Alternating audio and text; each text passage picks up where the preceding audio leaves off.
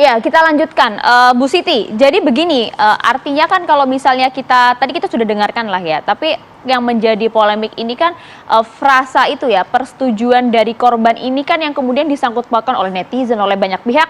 Bagaimana dengan norma hukum kita di Indonesia ini, kok nampaknya norma agama, norma hukum kita kok kayaknya tidak dipertimbangkan dalam pembuatan Permendikbud ini? Jadi gini, teman-teman, kalau kita membaca sebuah peraturan hukum, apalagi kita mengambil civil law, apa yang tidak ditulis bukan berarti itu diperbolehkan, kecuali itu dinyatakan secara tegas di dalam sebuah aturan atau sebuah dokumen hukum sebagai sesuatu yang boleh, ya. Nah, di dalam ini kan ketika zina, ya, itu atau dengan persetujuan itu tidak dilarang, itu bukan berarti boleh, itu tetap tidak boleh, ya, berdasarkan norma agama dan norma sosial.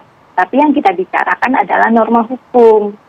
Norma hukum itu tentu harus didasarkan kepada sejumlah prasyarat. Misalnya konteks hal ini adalah ibaratnya gini, tidak semua perbuatan yang tercela di dalam masyarakat itu bisa diatur di dalam aturan hukum. Ada proses-proses penapisan, ada syarat-syarat yang harus disesuaikan gitu ya, berdasarkan konteks ketersediaan sarana dan prasarana. Jadi yang harus dibaca persetujuan atau tidak diinginkan atau bahasa lain itu yang itu menjadi pembatas. Bukan berarti yang dengan persetujuan itu boleh. Norma saya, nilai saya mengatakan itu tidak boleh gitu ya. Nah, itu yang harus dipahami bahwa ketika tidak ditulis itu bukan berarti boleh gitu ya. Itu tidak boleh menurut saya gitu ya. Itu orang masing-masing begitu ya Bu Siti ya. Tapi kalau misalnya kita juga lihat judul kita kan Ijtima MUI tolak Permendikbud kekerasan sosial. Ramai juga kemarin di media sosial. Banyak juga yang menuding nih Pak Kiai. Kok para ulama nih MUI kok malah justru membiarkan kami nih korban kekerasan, kok nggak dilindungi kami ini? Lebih melindungi daripada korban dan juga Indonesia. Jadi kalau perspektif seksual konsen itu hanya kepada bagaimana korban itu bisa melapor, korban itu bisa melawan, korban itu bisa memberikan haknya dan atau bisa menerima haknya. Kami lebih dari situ, korban juga kami lindungi, tapi juga norma dan syariah juga kami lindungi, norma-norma dari Pancasila kita. Kami sangat peduli. Artinya apa? Bukan, jangan dipahami bahwa kami membiarkan kekerasan seksual, bukan. Lebih dari itu yang melawan norma. Coba dilihat di L ini, menyentuh, mengusap, meraba, memegang, memeluk, mencium, dan atau menggosokkan bagian tubuhnya pada tubuh korban tanpa persetujuan korban.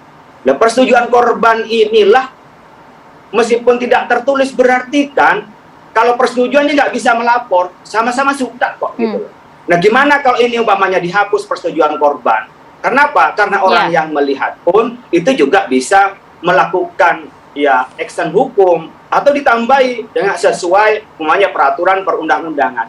Jadi karena ini peraturan tertulis, maka kita baca yang tertulis. Kalau yang tidak tertulis berarti nanti kan hukum nggak punya pegangan.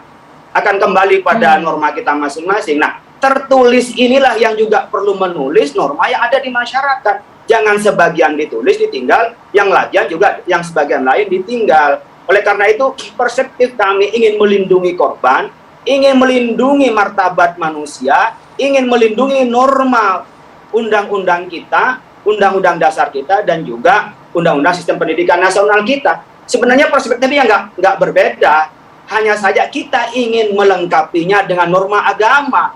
Karena juga di antara unsur ya kehidupan kita yang terserap dalam hukum nasional juga ada hukum Islamnya. Maka kami berkumpul melihat ini perlu disempurnakan, mengapresiasi terhadap bagaimana bisa melindungi korban. Jangan sama halnya dengan yang lain, jangan dianggap bahwa permen ini tidak ngerti agama atau membiarkan seks bebas. Tidak, ini kurang sempurna sehingga menimbulkan salah paham. Contohnya gini saja, kalau kami ijtima saja dianggap salah paham, gimana dengan individu?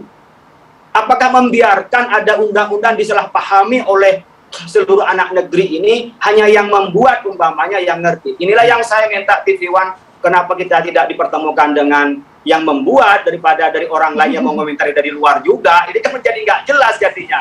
Jadi rasan-rasan kata orang ini, ngerasani tapi tidak kepada bagaimana kita ingin bangsa ini yang baik. Tidak ada kita niatan mengacak-acak bangsa ini, membiarkan kekerasan seksual. Enggak. Tapi ayo kita sampai mengatur juga kalau mau mengatur dengan kejahatan seksualnya. Nanti teman-teman, kalau ini kan asusila kan kan sama saja ingin membersihkan kampus, menjadi kampus yang aman, kampus yang bersih, kampus yang juga bisa memberikan harapan masa depan anak bangsa kita. Oke, baik. Saya ke Bu Siti terakhir mungkin, Bu Siti.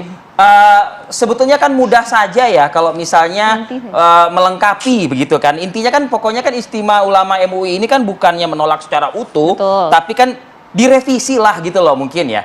Nah, apakah Komnas Perempuan juga tidak kepikiran nih sebagaimana yang dimaksud oleh ulama-ulama kita di tanah air ini? Ya, agar masyarakat juga melihatnya, membacanya itu juga lengkap utuh gitu. Ya, dan bisa diteruskan ke Kemendikbud melalui Komnas Perempuan. Ya, sebenarnya Komnas Perempuan menyampaikan saran dan rekomendasi ke Menteri Pendidikan Kebudayaan untuk mensosialisasikan lebih luas dan membenahi sistem dan petunjuk teknis implementasi Permendikbud ini. Jadi penyempurnaan atau cara membaca bisa dilengkapi di petunjuk teknis implementasi Permendikbud ini. Tapi juga kami mengharapkan perguruan tinggi memiliki komitmen untuk melaksanakan Permendikbud ini. Karena bagaimanapun korban kekerasan seksual membutuhkan ekosistem yang mendukung keadilan, kebenaran dan pemulihan untuk korban. Sehingga sekali lagi anak-anak perempuan ya generasi muda kita itu tetap bisa melanjutkan pendidikan dan aktivitas akademika juga merasa aman dari kekerasan seksual di kampus ini. Itu sih Mas. Oke. Iya. Baik Ibu Siti Aminah, terima kasih atas waktunya Bu Siti Aminah dan juga Pak Kiai Haji Muhammad Khalil Nafis atas waktu Anda berdua pagi ini bergabung bersama kami di Apa Kabar Indonesia. Sehat selalu untuk Anda dan rekan-rekan semua. Ya, sehat selalu. Assalamualaikum. Waalaikumsalam warahmatullahi wabarakatuh.